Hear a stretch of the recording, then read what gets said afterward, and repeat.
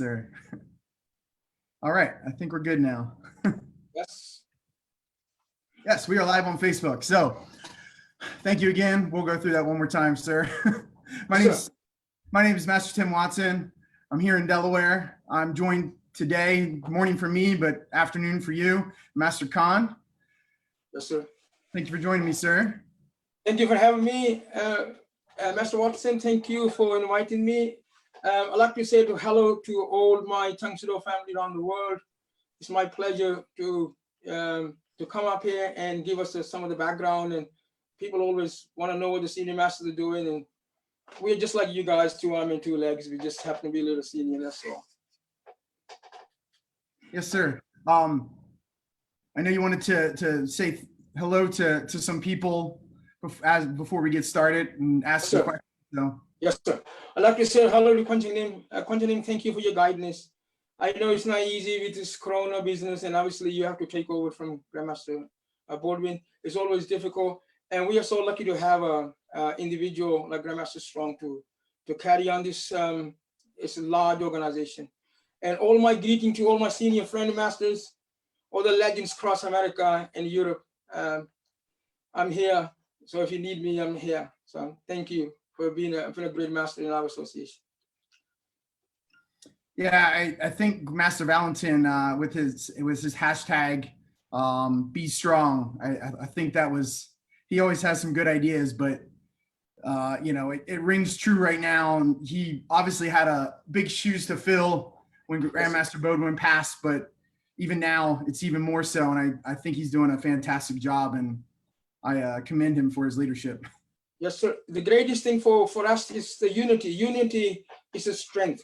A lot of organizations go down when the founders and other people passed away. What basically happens that the kind of association fragment because sometimes weak leader take over. But my appeal to all our senior masters are put your differences aside, get united behind our great association that we are. We are the largest. We are a big ship in the sea. So, you know, big ships don't sink that quickly. And if you're a little small boat and, you know, hard time comes and, you know, some rough waters come, you go down. So we are hoping that we unite ourselves behind Grandmaster and give him a full support that he deserves in our association. This is our association. We are the association. I often tell people we are the association. So when you say that we are the association, there's no more to give then after that. I agree with that. And I think I wasn't a master at the time when Grandmaster Shin passed, but the brotherhood that I saw in my region and obviously around the world, that rings true to what you said. We are the association, and I'm thankful for leaders like yourself and my instructor, Master Godwin, and obviously Grandmaster Strong to all those senior masters like, you know, Master Godwin and Master Sharp and all those, you know, Master Vaughn and all those people out there. You guys are so lucky that they're just around the corner for you. In Europe, we were not that lucky. We had to come up, you know, slowly. Like in America, when you guys have a 6th and 7th downs, we were just downs and so forth. But we're very lucky now. You know, Master Carter is a 7th dan, myself is 7th dan. We are very lucky, and then we have 6th downs and 5th downs, and so we are lucky now. But at one point, everything takes a time in life. So long as we keep plodding forward, we will see the light end of the tunnel, and we will be successful. Yes, sir. In doing my research, I found in the World Tang Soo Do Association, there are, I think, 14 active 7th dans worldwide. So that is a great number for example, you know, 7th dans. I mean, we are in good shape, but only issue we have right now that we are a little older. Most of our above 60. I'm over 60. I don't want to say the exact date because just pretend I'm 60. So when you're over 60, okay, Bruce Lee said, you know, the age is of wisdom. We are very wise, but as the time goes on, we are top heavy. Top heavy means there's a lot of, you know, we need young blood like yourself and all the young masters to come along. And just like Grandmaster had a dream, you know, no one's going to live forever, but at least if we can develop some good leaders, we'll leave them in a good hands for the future of World Tang Soo Do Association. You definitely, with role models like you, I'm sure no one out there thinks of you as 60 plus, because you certainly don't move that way. Yes, sir. I know. It's the thing is that my instructor, I used to spar with my second instructor. He was a Korean, and he used to say, "No, you hunting me down. One day they're gonna hunt you down." And I used to say, "No, I'm invisible. You can't touch. Nobody's gonna touch me." The age plays a big part. You know, we do get slower, but it's one of those nature that God made us like that. So, but still, if we can, be positive and work our way, do our best, and then obviously we have a young. I have young masters here, and I know we have a lot of young masters coming in America. We have a very good future in the World Tang Soo Do Association. So, and then we've got a lot of people saying hi. Yoshioda's saying hi. Lindsay Dudgeon, Becky Yes. Shepard. Yeah, they're all my students. Gaynor Russell. Yeah, Mrs. Russell, she's an instructor. She's a third dan. Master Phil Wiskin. Yeah, he's a legend himself, Master Wiskin. By the way, he was cooking this weekend. Don't ask him what was he cooking. But I'm not gonna say. We got Sammy Burke. Yeah, Sammy's one of my red belts. She's got 3 kids training with us. She's very good. Leslie Allen. Yeah, Mrs. Allen is Master Allen's wife. She is Sadan, and her husband, Mike Allen, is my general secretary for our association. Does great work for me. Thank him ever so much. Excellent. Natalie Walker, Tracy Digby. Natalie's one of our students, yeah. Excellent. Master Chappell saying over 60 maybe, but still kicking like you're in the 30s. Thank you, Master Chappell. You're very kind. Donna Harvey, Master Harvey. Yeah, Master Harvey is a good student. She's a great master for we have a lot of ladies. At one time in our country, we have 10% of ladies. Wow. Now our female ratio is 50%. And I have 3 daughters. They're trained, and my wife started it 34 years ago. We had 10% ladies. Now we have 50% female in our association. We basically have I want to catch you up. What we got in this country, we have 60 clubs, and they are dedicated instructors and masters. So we about 2,000 students that we have in the UK. And sometimes people think, oh, Master Khan or Master Godwin is senior masters, but we can't do all. I think the credit should go to these people who stand behind us day in and day out. And I'm very proud of my my masters and instructors who actually 60 clubs is we have 1 full-time studio, but it's like in America, you have a lot of full-time studio. Here, people we don't get full-time studios, too many overheads. So we teach in youth centers and sports centers and stuff like that. But 36 years ago, it was only me, and then Master Carter was the first one to join with me. But that's a story we're going to tell you how we end up joining World Tang Soo Do Association. And then excellent. Just want there's so many. I was trying to tell you everyone that's saying hi, but so many people are. Your daughter Noreen said hello. Your wife Dawn. Let's see. Tom Lyons from Region 8. Let's see who else. Hi, Tom. George and Debbie Berardi from Region 9 are watching. Yes, pleasure mine. Thank you for watching us. Absolutely. All right. Yeah, there's there's a lot. Sharad, Manjit. Holland, he's a pilot, yes. Wow, awesome. Bethany Bennett. Yeah, Bethany is one of our students. You have 3 kids trained with us. She's a dedicated individual. Excellent. Awesome. Well, let's go ahead and kind of get into things. Would you like to start with maybe how you got to Great Britain as far as yes, a sir. Yeah, a great question. My father was living here in the 50s, and after the World War, a lot of British men lost their lives, and they need Commonwealth countries. Commonwealth countries are the British who ruled all the countries. They're known as a Commonwealth. I think America is a part of Commonwealth. And they needed some help. So they were asking from India, Pakistan, and all those countries to come and help us. So my father came in the 50s, and then we joined him in 1970. I was 13 at that time. And then we were kind of struggling. So I left school early. And my brother lived down here where I live in St. Ives. So I came down here 1973, and it was kind of really boring because small town. So a friend of mine called Brian Burton, who did Tang Soo Do, and me and my brother saw a movie called Kickboxer. A guy called Lou Lai starred in that. I think in America they call it Five Finger of Steel or something like that. Mm. And me and my older brother, fighting like, going a little crazy. He said, "Do you do martial art?" We said, "No, we're new in this town." He said, "Would you like to do?" I said, "Yes." So he said, "If you wait on the side of the road, I'll pick you up." And he took us to this club called Buckden Tang Soo Do. That was 1974, 46 years ago. American instructor called Stephen Coleman, who came to UK. He was the first man to teach Tang Soo Do in this country. He opened the club. He opened 3 clubs. The first one was a military club, and August 1973. Second one, the one I joined in Buckden, is in Cambridgeshire area. And the third one, he opened in St. Ives, where I lived, and that club was open 1974, October 7th. Exact date was September the 7th, 1974.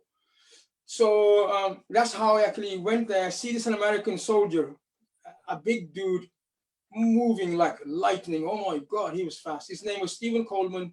Unfortunately, he died in 2012 in somewhere in America. Once he left the UK in 1976, I lost my connection with him. I looked for him every day on the internet, but I just want to like to thank him because he come from Korea, and our training was like 3 hours long, and we saw bruises all over the face and stuff. So it was a different kind of training. But yes, that's how I started training. 1974, yes, sir. Okay, and then once he left in 1976, what was your path? Yes, sir. What happened? The second instructor came along. He was a master rank called Young Man Lee, who was a Korean. I mean, a lot of people left because his English was like broken like mine, and people left, and so I called him back, and we maintained the club. Master Carter was there with me at that time. We was training. I was his first black belt. I took my black belt April 77. But then I actually, how I end up coming to America, my wife, Dawn, she's American. She was born in Philly. So we got married in 1982 and 84. It's been 10 years since I've been training with the Tang Soo Do Mudkwan.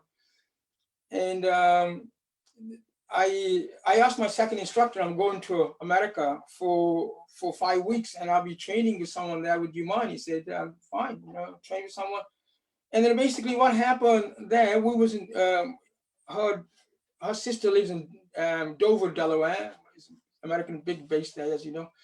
So I asked my wife, Dawn, I said, could you call Lee's Karate, L-E-E, Lee's Karate? She ended up calling Master Yee's Karate. It was totally coincidence, totally lucky path in some ways. He wasn't home, so he come back and called me, and he said, what style do you do? I said, sorry, Tang Soo Do. He goes, oh, I teach Tang Soo Do. And I said, oh, great. And he said, what's the name of your instructor? I said, Stephen Coleman. And Master Yi said, well, he was in Osan when he was there.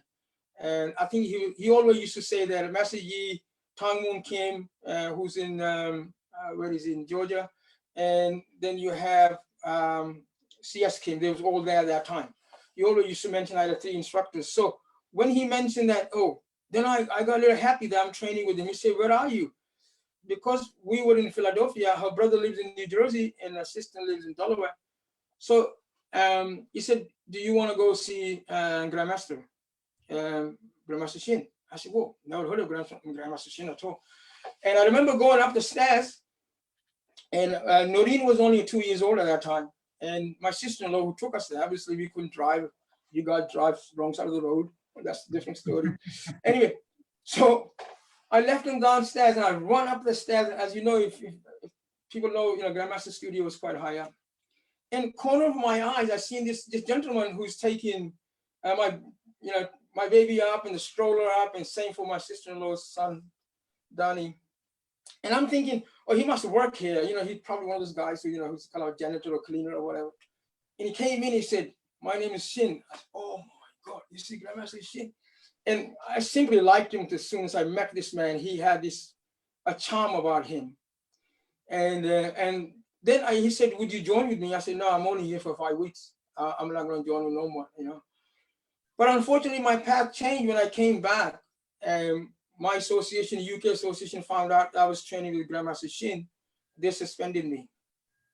That was one of the hardest days of my life, because when they told me you're going, they took all my students away from me. I was teaching Ramsey and Upward class. Ramsey right now is under Master Wiskin. He's taking good care of that club. Matter of fact, I opened that club 1981, September 21st, 1981. I gave it to a gentleman, American gentleman called John Henson, and now Master Wiskin has it. But going back to when they suspended me, they wrote all my students that Mr. Khan is no longer part of our association, because I asked my instructor why. He said, well, you've been training with Shin. I said, when I left UK, you said I can train with anybody that you like, but you specifically didn't say don't train with Shin. He said, no. Then later I found out he sold the club to someone who was about 4th or 5th below everybody. Matter of fact, when I came back, Master Carter was the first one. I saw him changing. He was stretching in the door. He said, don't change, don't change. I said, why? He said, you'll find out. And then they told me that my instructor called me in the changing room. He said, we're going to suspend you because you trained with Shin. And that was May, and I did not join Grandmaster till June. Sometime I wake up in the middle of the night, sit on my stairs and almost cry. This was my life. You know, I was training 7 days a week. The best thing ever happened to me, you know, and all of a sudden everything was taken away from me. But I was very grateful to like of Master Carter and Brian Burton, people like that. They said, okay, you haven't done anything wrong. So they joined me, and I called Grandmaster Shin. I said, Quentin, could you have me as your student? And the rest was totally history. I think sometimes, you know, I totally believe in, you know, one door closes, two open. And these people try to destroy me. And then 3 years later, they called me back, have a meeting with the Moody Kwan and saying, would you like to come back? I said, no way, I'm not going to come back, because when you guys chucked me out, somebody had a roof over my head. How can I, you know, deny that? And how can I be disloyal? I'm kind of a pretty loyal individual, to be honest with you. I just been 36 years with the World Tang Soo Do Association, and it's one of the best years of my life. Great decision. Thank God it was great as well. You know, somebody tried to destroy you, but yet God has different plans for you. Right. I guess, and thank Master Don for calling Master Yi on the way. Absolutely. The Master Don, you know, she called the wrong person, and I end up, and then the first person, they had a championship in New Jersey. I show up. He said, why don't you come to the championship? I go there. I'm still saying on the door, I'm here to see Mr. Lee. And they said, there's no one called Mr. Lee. And then I was changing it, and I seen Master Godwin was changing. He was changing. We had a little chat.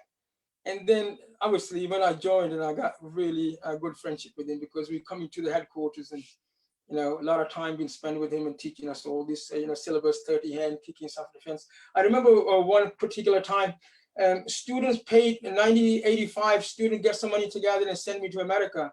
And I said to Master Godwin, I'm here. I only got from Friday to Monday. I need 30 hand, 30 kicking, 30 self-defense, dagger form, and I also need Kang Sung Kun. And he says to me, you'll be lucky, you know, if you can take your Kang Sung Kun back. I said, look, you prepare to teach me.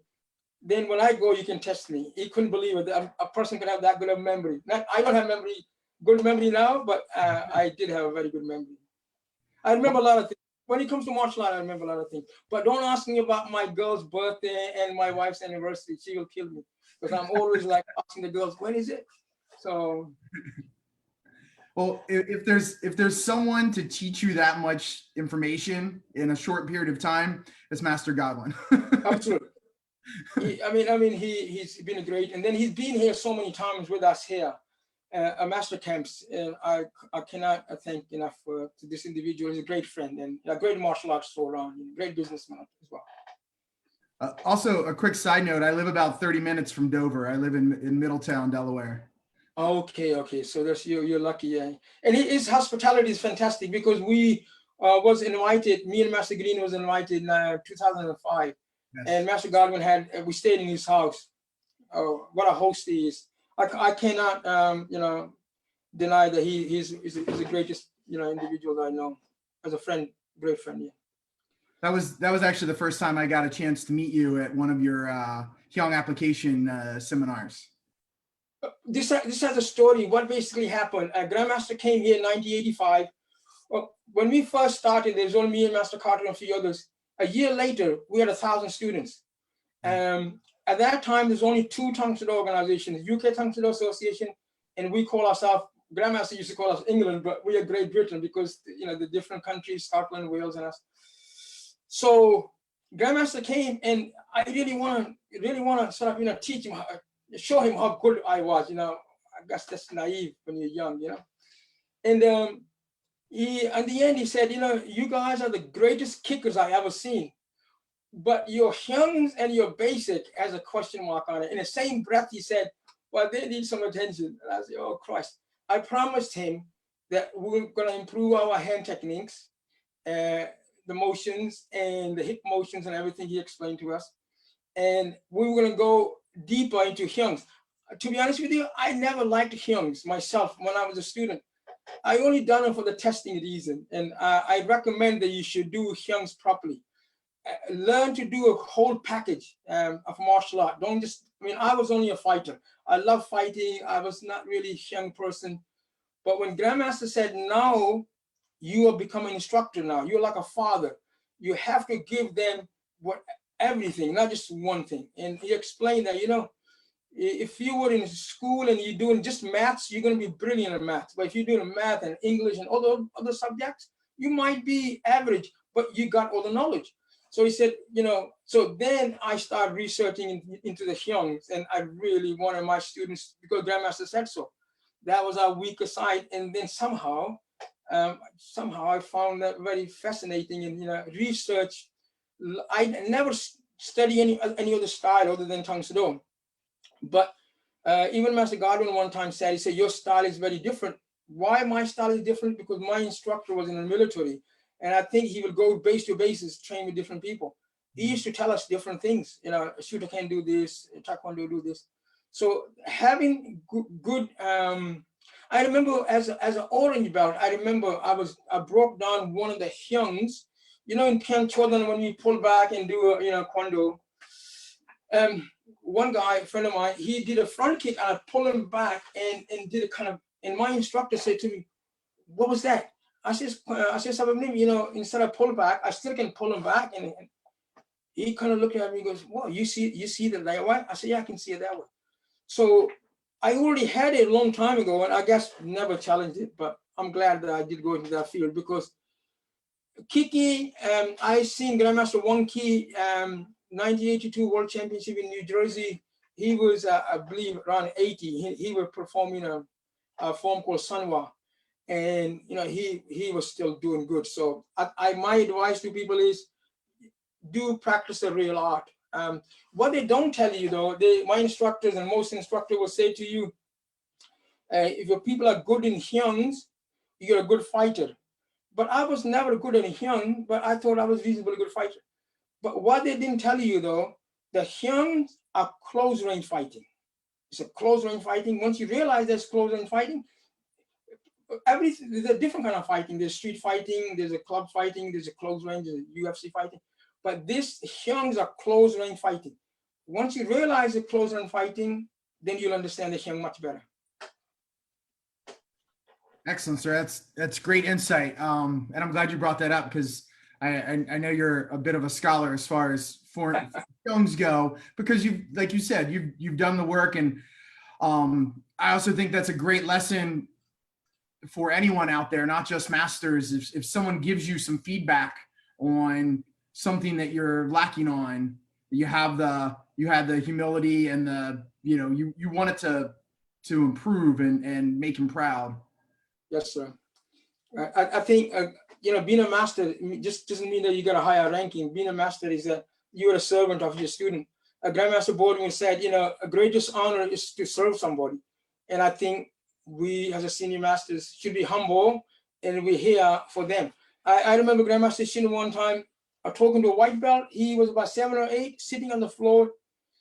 And as Grandmaster walked by, he asked the Grandmaster question at the lunchtime. We break for lunch. He was doing a camp training with us. And Grandmaster sat down next to this little kid. And I said, oh my God. And I said, continue, he's only asking a question. He said, no, he's not only asking a question. So he made himself to his level. One more occasion, I had this young man, one of the European Championships, 1990 in Bristol. This young man come sign his door bar, then he signed the bong, then the pads, and the headband. And I said, hey, Joe 90, he was wearing glasses. I said, hey, beat it. Grandmaster said, no, please don't say that. This is his way of saying to hello to me. And that's the only reason he wants to come see me. So I realized that, you know, even though we are higher grades, a higher grade don't mean anything if you're not human, or you don't have that courtesy, or you don't have that humbleness in you.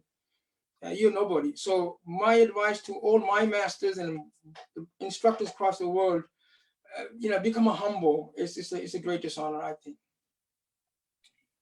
I agree, sir, 100%. It was one of the reasons why I wanted to do some of these interviews, is so we could convey the fact that we're all in this, we're all masters, we all started somewhere. Yes. And just because you've been around longer than someone else, like you said earlier, we all have two legs, we all have two legs and two arms. Nothing special about it. Yes. You're right. I mean, the thing is that we all want our students to be a Bruce Lee and Chuck Norris. But it's impossible. You know, Bruce Lee is one, Chuck Norris was one. And I often used to say to Grandmaster, you know, why couldn't you develop another Chuck Norris? But he used to say, it's not me, it's the students. It depends on the students. It's how far you want to go. And I can remember he telling me, he said, if you want the greatest instructor, make sure that every day you put your toe back on and do something with it. So I promised him that, you know, there's not a day gone by that I don't put on my toe back and do something. So if you dedicate your life doing, doesn't matter what course you're doing, it could be anything. It could be studying, you know, any other things, yeah, like education, for example. So commit yourself, and one day you'll get through, and people recognize your effort. Absolutely. We still got a lot of people chiming in and saying hello. If anyone has a question for Master Khan, please share. Who else do we have here? Master McCarty from Alabama said hello. Jovel from Costa Rica. Joe, hey, grand champion, you're the best. Joanna Liu says hello. Good afternoon. Good afternoon, Joanna. So you mentioned grand champion, and obviously you have one of those in your family. I wanted to talk about your family. You mentioned your wife, Master Dawn, made that call when you came to America. We talk about when she first started and how special the family bond in Tang Soo Do is for the Khans. Absolutely, absolutely. To be honest with you, when we were young, I told my kids we were friends. We were never a girlfriend or boyfriend. I said, and every day she said, what are we doing tonight? I said, well, I'm training. You're gonna come and watch. She practically hate martial art, because every day when you're a teenager, you know, and I'm training, and she come and watch, and how long can you watch? So when my Noreen was born, she was okay, but my middle daughter, Ashi, born, and I said, why don't you start training? She said, no, I don't want, that's not my thing, you know. She tried it one time when I was teaching at Oakenbury base, and she did a spinning kick and she hurt her ankle, and she didn't want to know after that. And we were kind of afraid, so her family in the military will get upset that she got injured training with me. So she kind of backed off a little while. Anyway, so then she joined in and she said, well, don't ask me to test. I said, okay, don't test. But then eventually, basically what happened, her group was tested forward, and she said to me, when are you going to teach me another form? I said, well, you're a white belt. White belt, you only learn these things. And she said, I want to test. And I'm so glad though, because I am where I am today because of my family, because they are the backbone of our association. She's our secretary. Master D is a fifth dan. She was the first a lady in Europe master. I was the first master in Europe. She was a lady master in Europe. So that was a good honor. And then obviously Noreen is a fifth dan. I mean, she started training from age of 2. When Grandmaster Shin came 85, she was a little toddler. He had a picture with her. And my middle daughter, Asha, she's a fourth dan master. And Sophia, she's an Edan. She was chosen for 7 years. And I just want to let her test. She, you know, she loves fighting and stuff. At the moment, she went to university and she kind of taking a a little break, but I was hoping that, you know, she's come back in training, and now I got 4 masters, myself, my wife, and 2 my daughters in one family. And I am so grateful. I honestly think that without my wife's and my family's support, I wouldn't be where I am today. And she often says, I don't appreciate it, but you know, the Asians don't show appreciation that quick, and Grandmaster Shin will tell you that.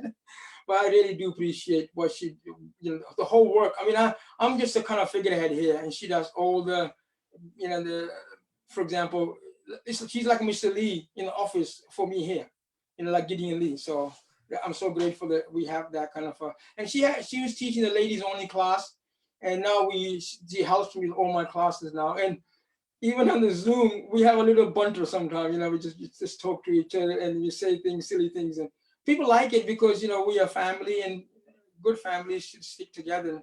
By the way, I've been married. We known each other for 40 years, and we've married for 37 years, and may God keep us going. Excellent. Yeah, it's definitely different teaching in the Zoom classes. When she recommended we should do Zoom within, it's been 9 weeks now that I've been home. Wednesday, exactly 9 weeks. And in the first 3 weeks, I didn't do nothing. And she said, let's do Zoom. I said, no, I'm a kind of instructor. I actually bounce back from my students in front of me. If they're trying hard, I got to try hard. Zoom was completely opposite. But then when we got the message from headquarters that we got to do something, we're going to lose too many students. And luckily, I'm so happy that we're doing these classes, because all the students and instructors are emailing and texting saying that's the best thing happened, because, you know, what would they do if we don't do these classes? So in some ways, yes, we can't touch them, we can't feel them, but we see them I mean, I have 4 classes with the Tiny Tigers a week. And I think another question you asked me earlier, that on my website says I teach all my classes myself. That's very, very true. Basically what happened, my second instructor sometimes wouldn't show up, and I will take his classes. And I promised myself that I will be here for my students. And if I'm out of the country, obviously if I'm in America, you know, teaching across the world, I can't do it, but I promised myself that I will teach all my classes myself. And I think my instructors will agree that I keep to that. There hasn't time that I've been there, even I've been kind of in a bad flu and ill. No, it's my job. It's a duty. You know, if you're taking a serious duty, you ask people to come there. If you're not there yourself, it doesn't work right. So yes, I know senior master will say that, you know, develop your leaders. If you're not there, they'll take over. Yeah, we have those good instructors. If I'm not there, they'll take the classes. But I personally am committed to take all my classes. Doesn't matter what age I'm going to be. I'm going to hang in there, even on the wheelchair, I think. Well, yeah, that type of mindset is appreciated. I have a very similar mindset to that. If I'm able to get up and teach, I'm going to do that. Yes, sir. Best way of doing it. Yeah, lead your students. You know, be a great example to your students. And you don't have to say a lot. I mean, look, Grandmaster Shin, less was more for him. I mean, I traveled with him to South Africa one time. In 97, I believe. So, Master Khan, I'm going to South Africa. Would you come with me? I said, yes, continue. We go there. I'm sitting with him 12 hours from Heathrow to Johannesburg. And he hasn't said a word. And I'm one of those persons who can't shut up. You know, I have to ask questions. But he has this book and he's doing underlining things and stuff. So we go to South Africa. I got 200 people standing in front of me, which I really don't bother me at all, whether it's 1 people or 2,000, it doesn't bother me. But this man sitting behind me bothered me big time. He hasn't said anything in 7 days now. And one day I'm asking, I said, am I too hard on these guys or am I too soft? And he says very quietly, he said, Master Khan, good instructor is hard and soft at the same time. So yeah, really, that doesn't answer my question, but he was always teaching us, you know, less is more sometime, but yet, you know, and then on the end, the last class we there, he actually made a little speech. He said, you know, we have Master Godwin, who's a Hapkido guy, and Master Wan, who's a sword guy, and Master Hick was a sword guy. He said, but this young man is all-rounder. And when he said I was all-rounder, I said, oh, thank God for that, that he recognized, what I was doing. But yeah, he was a great example. And an instructor should be a great example for the student. And Grandmaster said one time, our students are the greatest instructors. And I said, how our students are great instructors? He said, well, let me tell you, they are our instructors. Say you will not be found drunk outside in front of your student. You will not smoke in front of your student. You wouldn't do this in front of your students. So really, they are teaching you something. So they are your teachers too. We learn a lot from them too. Sure. When a class is taught by one man, and I'm say, for example, I have 30 masters in front of me, they're looking at one man, but one man is looking at 30. Who's learning the most? Think like that. Sure. Let's see. We got a message from Dale Pike. He said, I love listening to this. I'm new to the Tang Soo Do family. My daughter just pre-tested for a senior orange belt. She has an amazing master, Master Harvey. Is such an inspiration. So she's brilliant. Master Harvey is a very, very good instructor. Excellent. Yoshioda asks, what is your favorite hyung to break down and teach application? Do you have one? I don't have any favorite. I actually went to Seychelles a few years ago, and on Seychelles they have several different organizations, schools. And Master Ford said, oh, you're going to teach them. What are you going to teach them? I said, I'm going to teach their style to them. He said, how's that going to work? First, I taught them the history about the founders and blah, blah, blah. And then I said, you pick any move from any form and I'll break it for you. I'll break it down for you. They couldn't understand. I know the Shutaken, Wadaru, Kunshinkai, the hyungs are pretty similar to ours. So basically, I don't have any favorite form. Which one I break down is, it depends what people ask you a question, and I immediately have to think. Funakoshi, Gochin Funakoshi was the founder of Shutaken, and he said, if you are just doing hyung without thinking what you're doing a bad dancing almost. He said, the more the techniques you're going to find in the hyung, if you have 2 applications for 1 or 3, the more the better. But this is quite a difficult subject. And sometimes Grandmaster used to say, a junior might read senior high school books, but he might not understand. So if you teach him too soon, he goes over their head, they don't understand. So I think these hyung should be, inner hyung should be taught kind of a black belt level. Because at that time, you really your knowledge begins really, early years is a preliminary rounds really. Now I don't have I remember my instructor taught me piano, and I thought that was a good form. Then we went to Pasai, I thought that's even greater form. Kang Song Kun I did a lot in the competitions. I very rarely did a competition, young competition, really. I never into a young competition, but I thought that was a good form. But all forms are good. So I don't have, I normally ask people, do your best form. And they do the best form. Now do your worst form. And between the worst and the best, there's not a great deal of difference. It's all in the mind. It's just one guy did a pian samdan, and I said, why did you do that? He goes, oh, well, my outside, inside kicks are not very good. I said, but they look okay to me. They look fantastic. It's just, so don't think that you have a weakness in you. Think that you're stronger. You have all forms are good forms. Don't say, but like I said, it's coming from someone who never liked form. So I shouldn't be saying all this, but you should learn. If you're thinking of teaching in the future, make sure that what the instructors tend to do, if I'm a good kicker, I tend to lead my good students to good kicking. If I'm a good younger people, or good weapons, for example. But remember, instructors should give their students equal amount of everything, so they become a balanced martial artist rather than high kickers or hyungs or whatever. So instructors should lead, but the common way of teaching is you only going to teach somebody what you're best at. So to make sure that we instructors are best all around. That's my theory.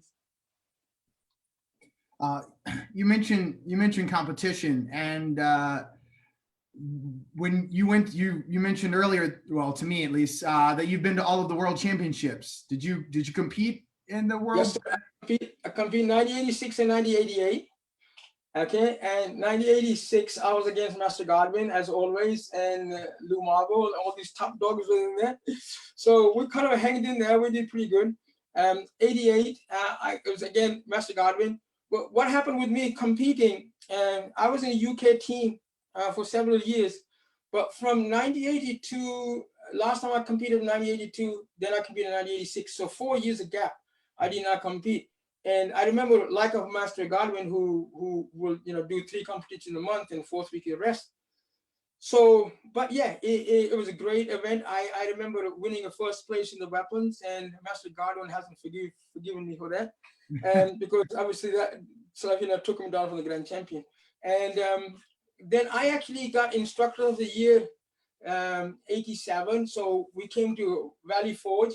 Then I said, oh, since I'm here, I might as well compete. And then again, Master Godwin was there. He got the grand champion.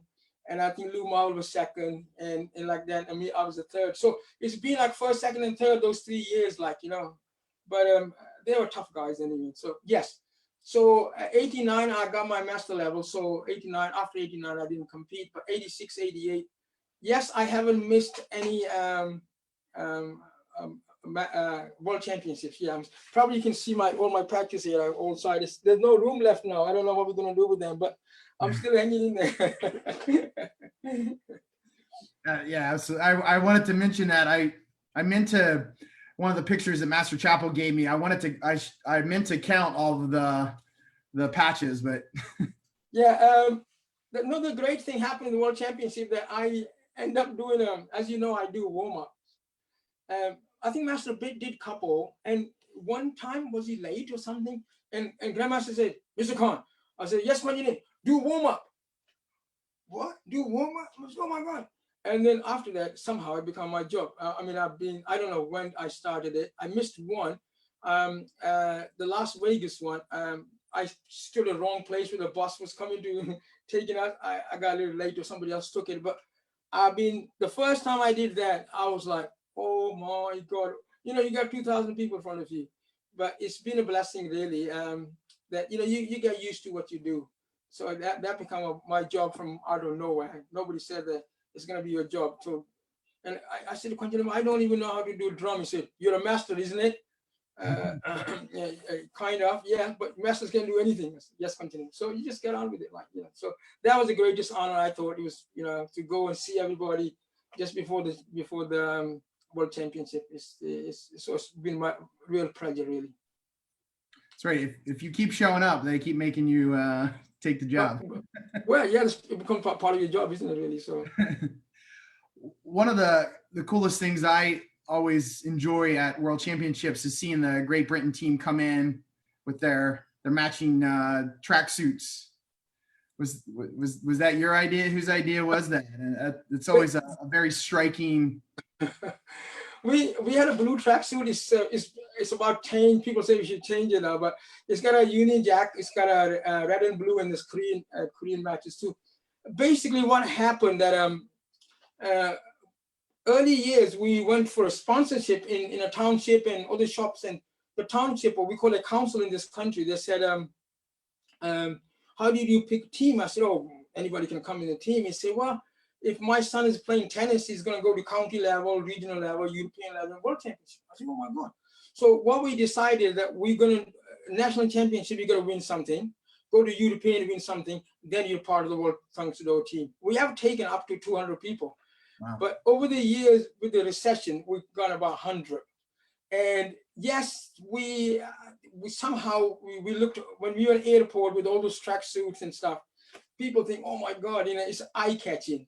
And if you notice, we come in doing the anthem. It was a new idea to come in, do an anthem, and then became, if you realize now, South American countries come up with the drums and stuff. So it was good.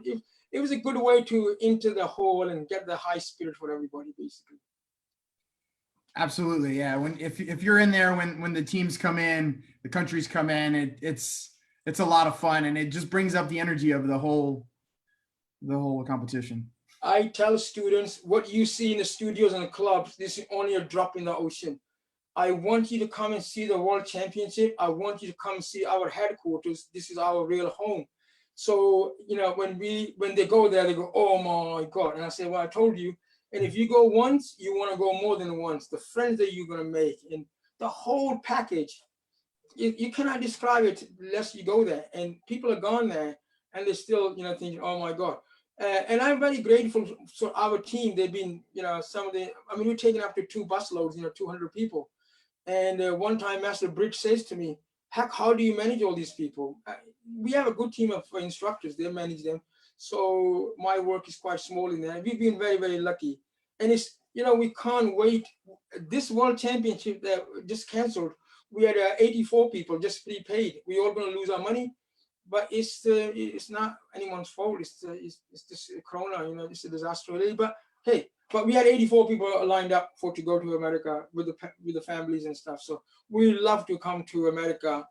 Obviously, my dawn sees her family as well. So it's a 2-purpose. She's a family. Then we make a small holidays afterwards, and I love American food and people. So we just want to come. Simple as that. Why would you want to miss an opportunity like that? I agree. I've been to every one since I started the association, and we were looking forward to this one. But we move on and look forward to 22. Yes, sir. Yes, sir. If something don't happen, it's meant to not happen. So what can we do? Just save more money, and then we enjoy more next time. Make more friendships. As far as world championships go, I know your daughter won the Grand Champion Cup. Was it 2006?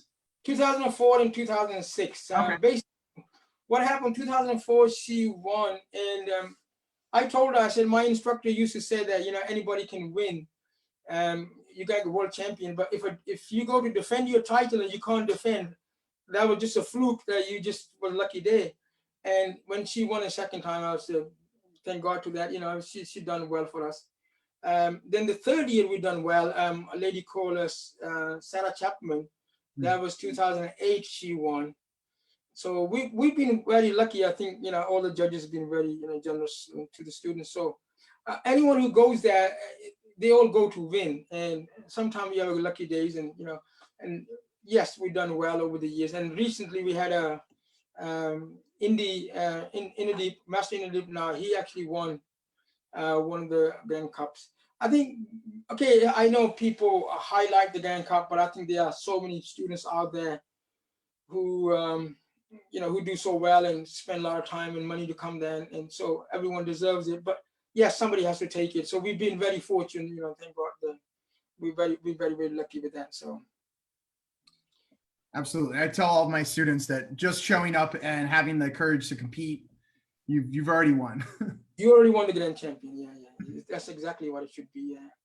So yes, we are proud of all the people. I mean, look, Javel won it, and a few other people won in the past. It's just that I mean, at the moment we had a young lady who won from Region 11, Master Javed's student. So I think, like you said, it's a part of the competition. Somebody has to win, but it's nice when your own student wins, and but win or lose, I don't think is that important. Right. You go up there, do your best, whatever comes out. I often tell students, I don't want to hear any complaint about anybody, win or lose. And I said, if you think you're that good, if you're that good, if judges said they didn't see you, do it again. I remember very clearly, 86, I was fighting one guy, Master Collins was judging me. I already had 1 point. I kicked the guy on the face. It should be 2 points. He only gave me 1 point. Now, if I would have won that point, I would have gone a little further on, maybe, and I already had first in weapons. I had second in Hyung. So that would have been, something toward the world Grand Champion. We never knew what the Grand Champion was all about in those days.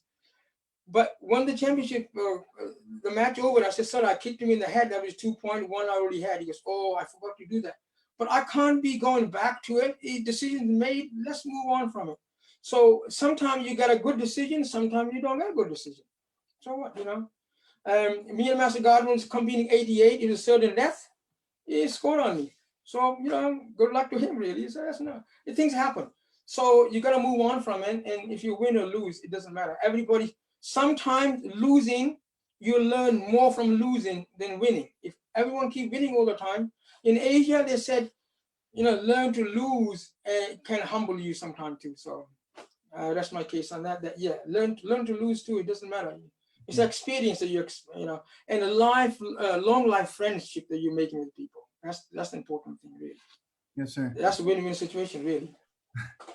Along the lines of that, Gail Henderson asked if you had a signature technique as far as sparring goes. Did you have a favorite technique or a move that you was your go-to? Yes, sir. Yes, sir. I was pretty lucky as a white belt. I actually pulled my hamstring on my left leg, so I really couldn't kick with my right leg, but my left leg naturally, I could kick with it. And so when you're fighting, a lot of people are right-legged. They do right leg, but the left leg is weak. So my spinning back hook kick, I surprised people.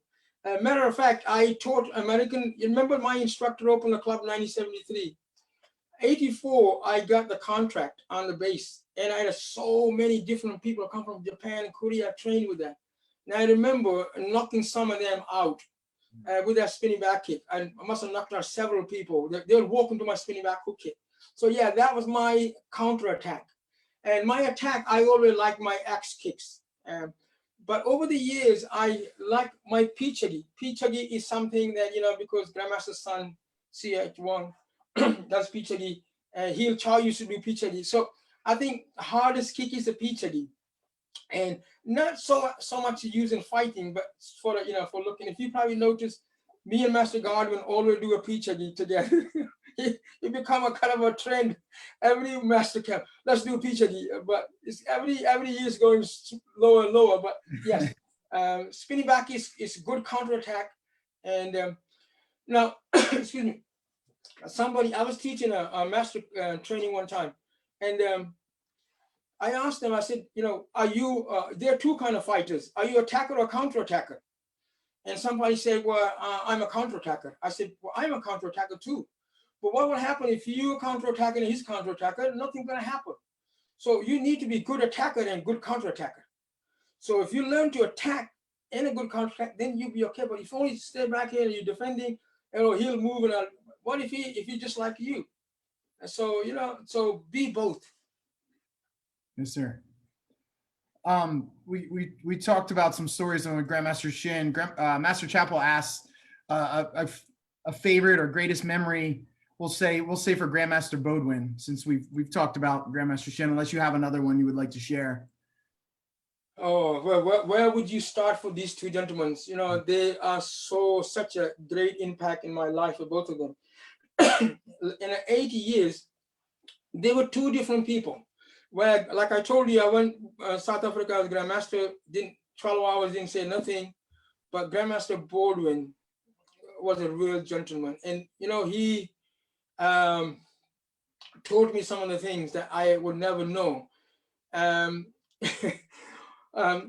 So many stories that that I remember of him. One in particular, one year they invited me to Region 9, I believe they're in Connecticut. So he said, Master Khan, what would you like to do? I said, Panchanim is your call. So he takes me to Yale, I think it was Yale. He goes, yeah, Yale University. He said, that was my room. Then he took me to this pizza place where he used to have a pizza. When he was 19, he used to sit in this place, this chair, we sat there. And then he says to me, would you like a private class? I say, oh my God, blind man need eyes. Yeah, of course, Panchanim. And before he did that, he had someone, a gentleman who was I would say partially handicapped, but quite a serious handicap. And he was giving him a private class. And I tell you, it was a humbling experience to see this, a great grandmaster teaching this individual who, I mean, he couldn't even move his leg. So grandmaster would hold his leg and he touched the pad like that and so forth. And then obviously it's my turn. I always have a crazy thing. I always pull my hamstrings because I tend to kick too high. So I had my hamstring pulled when I went to Region 9 to teach the black belt camp. But that private class did it for me, because I know, I knew Grandmaster Shin for a long time, but never ever he said, Master Khan, would you like a private? Who would not like a private session with Grandmaster? So that is the greatest memory. And his smile and the way he loved GB for some reason, because he says to me, there's a lot of young masters that we have. Right now we have some some new young masters are coming in very young, and he used to say that, you know, it's a total share, combined work of all the masters that this association grew. For example, if you look at rest of the, I don't know about the world, but if you look at Europe, we have tested over 60 masters in the last 36 years. And for a smaller country, remember our country is no bigger than New Jersey, an American state. So developing in the last 36 years, we developed. So he always used to give me a good thumbs up that you're keeping up good work. Encouragement is the right word. And the last time we were in Greece, he showed up in Greece. Another thing, that Grandmaster Shin will only come here once a year, but Grandmaster Baldwin came twice. He came master camp here in UK. Then in October, he came to European Championship in Holland. So for 80 years, I think he put so much time into us. And one time, the year Grandmaster died, Grandmaster Baldwin came here for 2 hours for black belt camp. We had a master's camp, 2001 maybe, I can't remember exactly when he was. I can't remember exact date when he was. And Master Godwin came instead. They sent Master Godwin to do the master's camp in Wales. And Grandmaster only can come to black belt. We normally do a black belt class right after the camp. And he came for 2 hours to do the class and gone back. And I told all my masters, if a man can come and teach us for 2 hours from America, that is my serious master. That's my serious teacher. So from that day onwards, I had a sincere respect for this man. Absolutely. That's amazing. Thank you for sharing that story with us. Yes, It was very touching when we went to Connecticut this year to celebrate his life, just to see how many people came from all walks of life, not just Tang Soo Do martial arts, but literally it seemed like the whole town of Waterbury came to celebrate that man. Thing is, I was calling him a couple of days and I said there's something, my wife said there's something wrong, he's not picking up. I had a couple of questions for him. Then he died one Tuesday, I believe, and he got buried one Tuesday. If there was a little more time, I had about 10 other masters who were ready to go.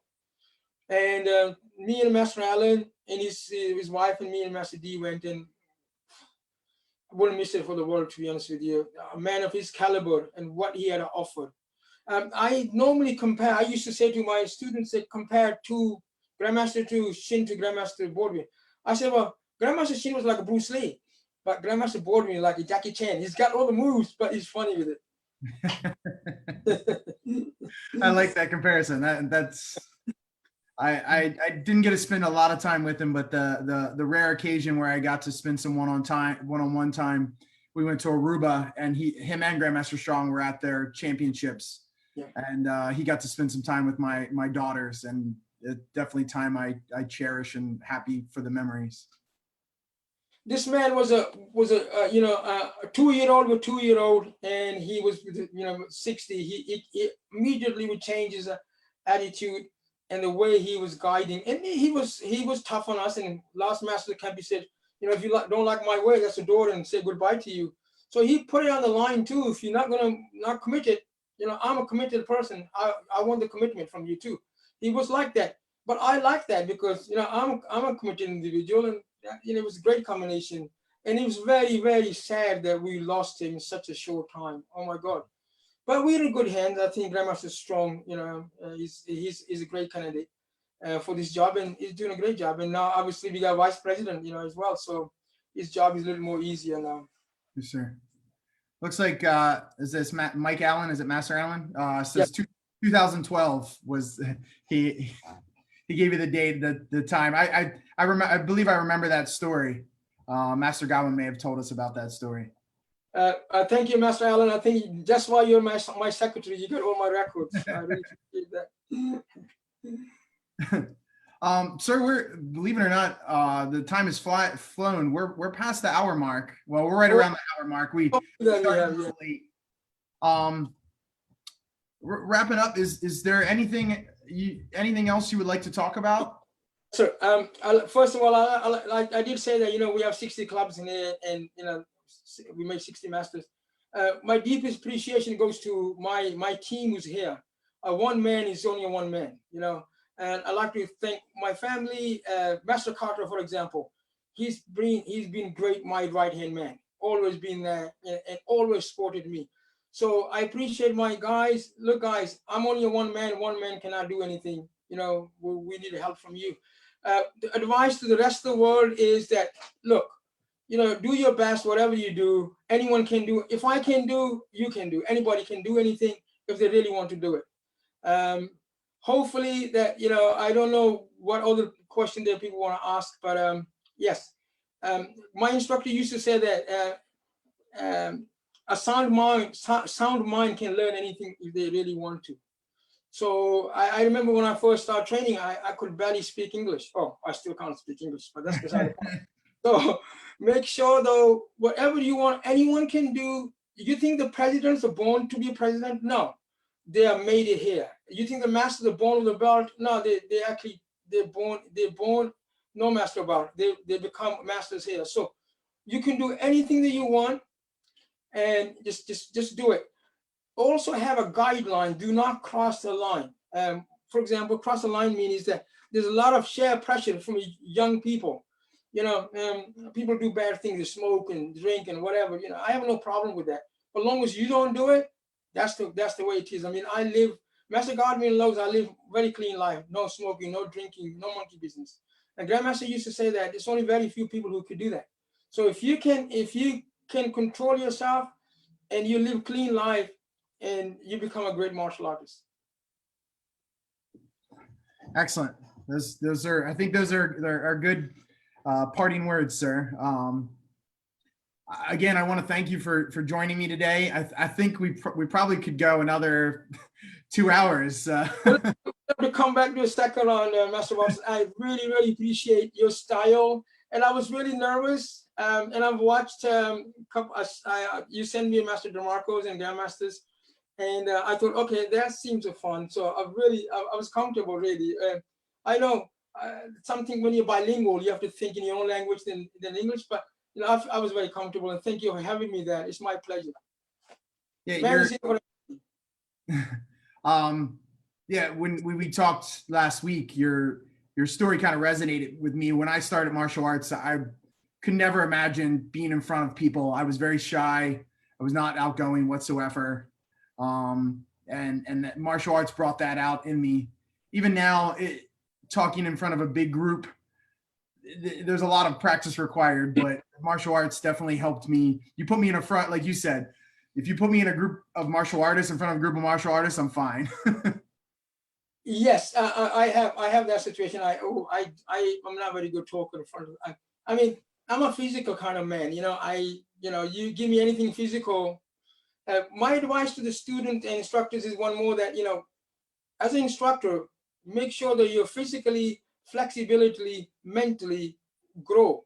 If you stop growing, your student will stop growing. So always, I know we got older, but you still can do it. I mean, right now I can do 50 push-ups now in a second. So don't say that, oh yeah, I used to do it. That's not a style. So be ahead of your student, because otherwise, you know, do you put your pad on and spy to your students? If you don't, why not? You used to. So the thing is, we can do what we can do. So always push yourself, you know, and always be, you know, I mean, I think I'm more flexible now, 60 plus, than I was 15. But you got to work at it. Nothing comes on a plate. You got to go and earn it. And that was your students. I remember one of my students, he said, what is your secret? I said, I don't have any secret. One day he walked in and I was drying my hair. Then I started drying my legs. It was cold. And he said, oh, that's a secret. Oh, you want me your leg to dry it? I said, yeah.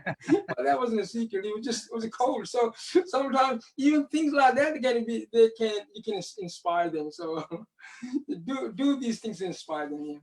Yeah. Anyway, I think our time's up. Yeah, I want to thank everyone for joining us. Sir, you'll have to have Master Don read you some of the messages. I had 57 comments of people, you know, saying hello and thanking you for your guidance and leadership. So you'll have to get her to read those for you. Yes, sir. I don't have a so Master D has, but I'm so blessed that these people have a love for GB and myself. I just cannot believe it, that this ordinary individual now that I can, you know, people my daughter always said, "Oh, my legend," and I said, "Well, I'm not a legend at all. I'm just an ordinary human being." But thank them for their love for me. Thank you. Yes, sir. We had pretty much about 70 to 80 people watching the whole time. So Okay, so I don't know if that's your big audience, but I don't know what's average. by far was the biggest audience. Oh, that made me feel good too. Everyone was very excited to see you this morning and the afternoon. Thank them. Thank you very much, everyone. All All right, right. guys. God Come bless soon. you guys. Be safe. All the best in life. 1, 2, 3, Tang Soo. Tang Soo. Thank you, sir. You're welcome, sir. Thank you for having me.